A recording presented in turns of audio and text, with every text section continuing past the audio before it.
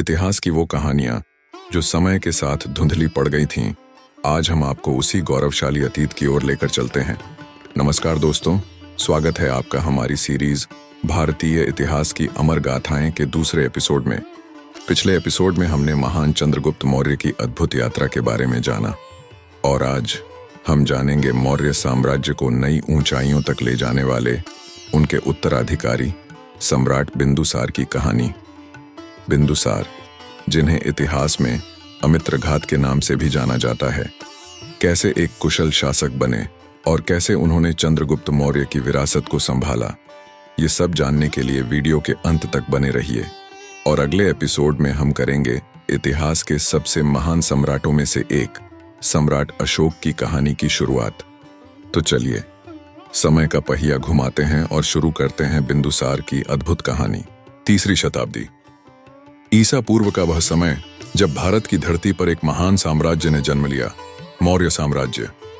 उस साम्राज्य के निर्माता चंद्रगुप्त मौर्य थे, जिनकी दूरदृष्टि, साहस और कूटनीति ने पूरे भारत को एक छत्र के नीचे लाने का सपना साकार किया। इसी साम्राज्य का एक और नायक था बिंदुसार। बिंदुसार का जन्म 320 ईसा पूर्व के आसपास हुआ। वह दिन खास था जब चंद्रगुप्त मौर्य और उनकी रानी दुर्धरा ने एक पुत्र को नमते देखा। राजमहल के आंगन में उत्सव जैसा माहौल था। ज्योतिषियों ने उनके जन्म का समय देखकर कहा, यह बाल बचपन से ही बिंदुसार में एक विशेष तेज और गंभीरता थी। उनके नाम का अर्थ था अमित्रघात, शत्रुओं का संहार करने वाला। यह नाम उनकी शक्ति और भविष्य की भूमिका को दर्शाता था। शिक्षा और प्रशिक्षण बिंदुसार को बचपन से ही एक योग्य शासक बनने की दिशा में तैयार किया गया। उन्हें राजनीति, युद्ध नीति, प्रशासन और कूटनीति में निपुण बनाया गया। उनके शिक्षक साधारण नहीं थे। महान चाणक्य, जो चंद्रगुप्त मौर्य के गुरु और प्रधानमंत्री थे, बिंदुसार के भी मार्गदर्शक बने। चाणक्य ने बिंदुसार को सिर्फ ज्ञान नहीं दिया, बल्कि जीवन का दर्शन भी सिखाया। वे अक्सर बिंदुसार से कहते, एक राजा का हृदय करुणा से भरा होना चाहिए, पर उसका हाथ लोहे का होना चाहिए।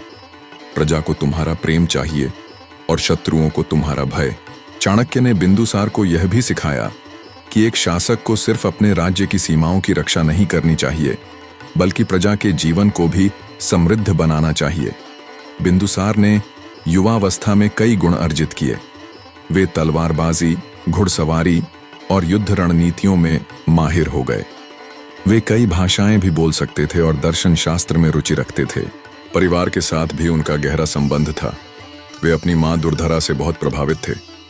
कहा जाता है कि एक बार बिंदुसार ने अपनी मां से पूछा, मां, राजा बनने का अर्थ क्या है?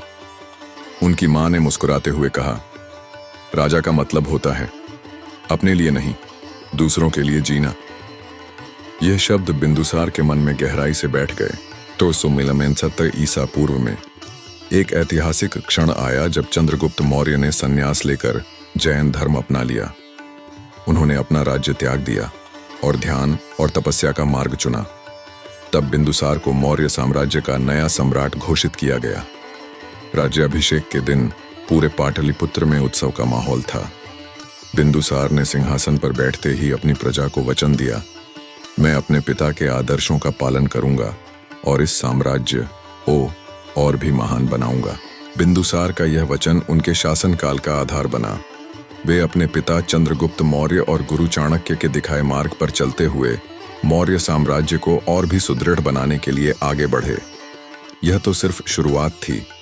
बिंदुसार का जीवन और उनके शासनकाल की घटनाएं भारतीय इतिहास में एक अमिट छाप छोड़ने वाली थीं।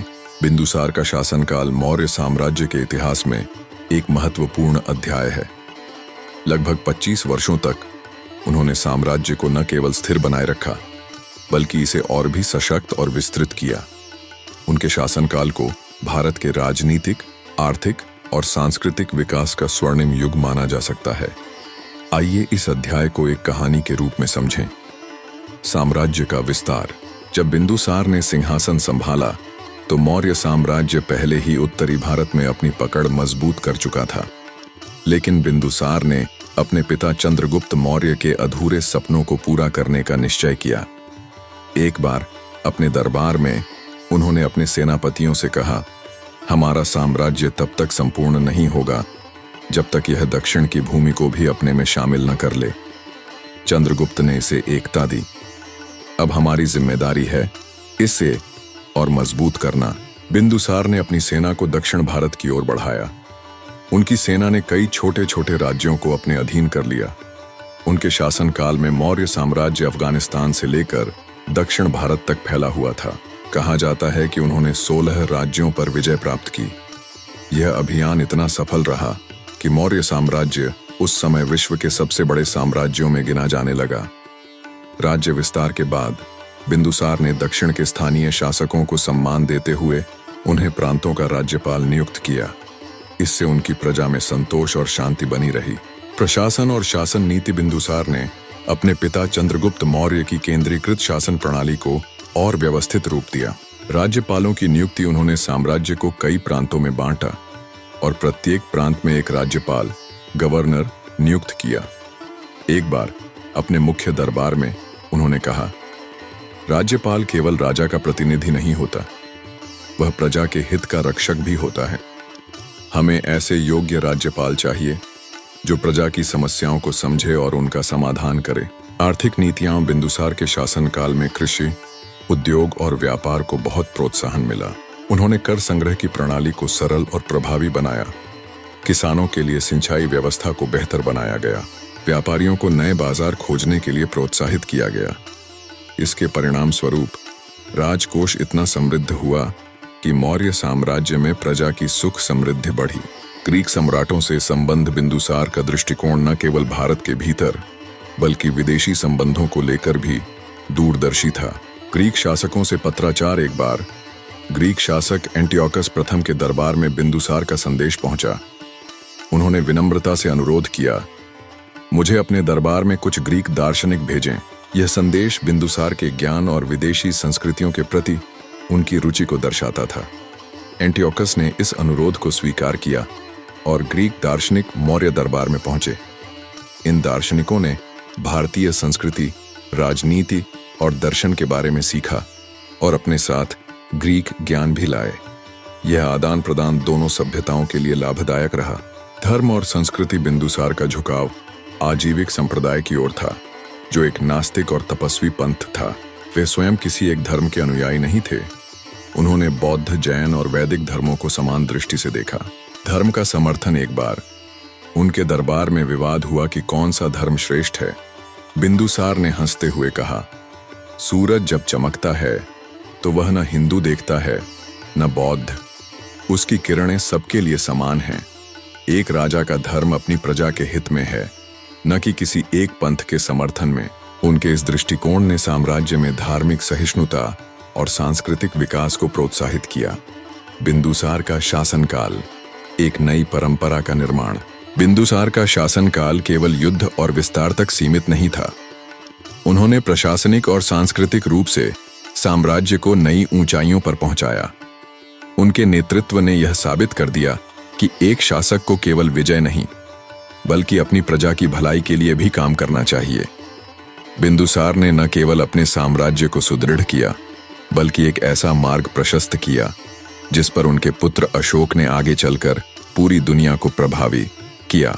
यह अध्याय बिंदुसार के दूरदर्शी नेतृत्व, उनकी प्रशासनिक नीतियों और उनके योगदान की एक झलक है जिसने मौर्य साम्राज्य को इतिहास में अमर बना दिया। बिंदुसार का जीवन उनकी साम्राज्य विस्तार, कुशल शासन और धर्मनिरपेक्ष दृष्टिकोण के लिए इतिहास में याद किया जाता है। लेकिन उनके जीवन के अंतिम क्षण और उनके बाद सत्ता के लिए हुए संघर्ष मौर्य साम्राज्य के इतिहास के एक नए अध्याय की शुरुआत थे। सम्राट बिंदुसार का अंत। 273 ईसा पूर्व में बिंदुसार की तबीयत बिगड़ने लगी। उन्होंने अपने अंतिम समय तक भी राज्य के मामलों को ध्यान में रखा। अपने अंतिम दिनों में बिंदुसार ने अपने पुत्रों और मंत्रियों को बुलाया। उन्होंने कहा, साम्राज्य की शक्ति केवल तलवार से नहीं बल्कि बुद्धि और प्रजा के प्रति निष्ठा से चलती है। मेरे बाद जो भी राजा बने उसे यह सीख कभी नहीं भूलनी चाहिए। हालांकि उनके ये शब्द उनके पुत्रों के बीच की महत्वाकांक्षाओं को शांत नहीं कर सके। उत्तराधिकार के लिए संघर्ष। बिंदुसार के कई पुत्र थे और प्रत्येक अपने को सिंहासन के लिए योग्य मानता था। इनमें से सबसे प्रमुख थे सुशिम, जो उत्तराधिकारी माने जाते थे, और अशोक, जो अपनी सैन्य क्षमता और बुद्धिमत्ता के लिए जाने जाते थे। उनके अन्य पुत्र भी सत्ता के हिस्से की चाह रखते थे। राजमहल में विवाद। बिंदुसार की मृत्यु के तुरंत बाद राजमहल में सत्ता की लड़ाई छिड़ गई। सुशिम, जो बिंदुसार के बड़े पुत्र थे, ने सिंहासन पर अधिकार करने का प्रयास किया, लेकिन अशोक ने अपनी रणनीति और समर्थकों की मदद से इस संघर्ष में अपनी स्थिति मजबूत कर ली। कहा जाता है कि अशोक और सुशिम के बीच एक निर्णायक लड़ाई हुई। इस लड़ाई में अशोक ने अपनी कूटनीति और सैन्य कौशल का परिचय दिया और सुशिम को हराकर सत्ता पर कब्जा कर लिया। अशोक ने 259 ईसा पूर्व में मौर्य साम्राज्य के सिंहासन पर कदम रखा। उन्होंने अपने भाइयों को हराकर अपने आप को एकमात्र उत्तराधिकारी के रूप में स्थापित किया। यह सत्ता संघर्ष इतिहास के सबसे महान सम्राटों में से एक के उदय का कारण बना। राज्याभिषेक के समय अशोक ने घोषणा की, यह सिंहासन मेरे लिए केवल एक अधिकार नहीं, बल्कि प्रजा की सेवा का माध्यम है। मैं एक ऐसा शासक बनूंगा जो प्रजा के लिए न्याय और शांति लाए। बिंदुसार का शासनकाल मौर्य साम्राज्य की नींव को इतना मजबूत बना चुका था कि अशोक को एक शक्तिशाली साम्राज्य विरासत में मिला। उन्होंने अपने पिता की केंद्रीकृत शासन प्रणाली को अपनाया और इसे और अधिक विकसित किया। बिंदुसार ने जो साम्राज्य छोड़ा, वह न केवल भौगोलिक रूप से विशाल था, बल्कि सांस्कृतिक और आर्थिक रूप से भी सशक्त था। बिंदुसार के निधन के साथ ही मौर्य साम्राज्य का एक युग समाप्त हो गया। उनकी मृत्यु के बाद हुई सत्ता की लड़ाई ने यह साबित किया कि उत्तराधिकार के लिए कोई स्पष्ट नीति नहीं थी, लेकिन इस संघर्ष ने अशोक जैसे महान शासक को आगे बढ़ने का मौका दिया।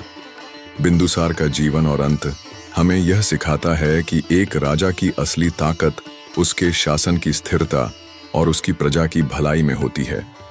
उनके बाद के संघर्ष ने एक नए युग की नींव रखी, जिसे अशोक महान ने अपने शासनकाल से स्वर्णिम बना दिया।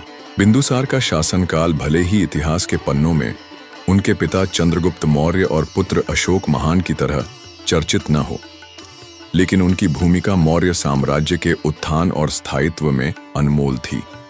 उन्होंने साम्राज्य की नींव को इतना सशक्त बनाया कि यह भविष्य में और अधिक ऊंचाइयों तक पहुंच सका। एक सशक्त शासक की पहचान। बिंदुसार के शासनकाल में मौर्य साम्राज्य शांत और स्थिर रहा। राजनीतिक स्थिरता। उनके शासनकाल में किसी भी बड़े विद्रोह या आंतरिक संघर्ष का उल्लेख नहीं मिलता। यह उनके कुशल नेतृत्व और संगठन क्षमता को दर्शाता है। साम्राज्य का विस्तार। उन्होंने अपने पिता द्वारा स्थापित साम्राज्य को और विस्तारित किया। दक्षिण भारत के कई राज्यों को मौर्य साम्राज्य के अधीन करना उनकी सबसे बड़ी उपलब्धियों में से एक था। कुशल प्रशासन। उन्होंने प्रशासनिक व्यवस्था को इतना मजबूत बनाया कि यह उनके पुत्र अशोक के समय में भी कायम रहा। बिंदुसार का शासनकाल न केवल राजनीतिक रूप से, बल्कि सांस्कृतिक और धार्मिक दृष्टि से भी महत्वपूर्ण था। उन्होंने अपने राज्य में सभी धर्मों और संप्रदायों को समान दृष्टि से देखा। उनका झुकाव आजीवक संप्रदाय की ओर था, लेकिन उन्होंने बौद्ध, जैन और वैदिक धर्मों का भी सम्मान किया।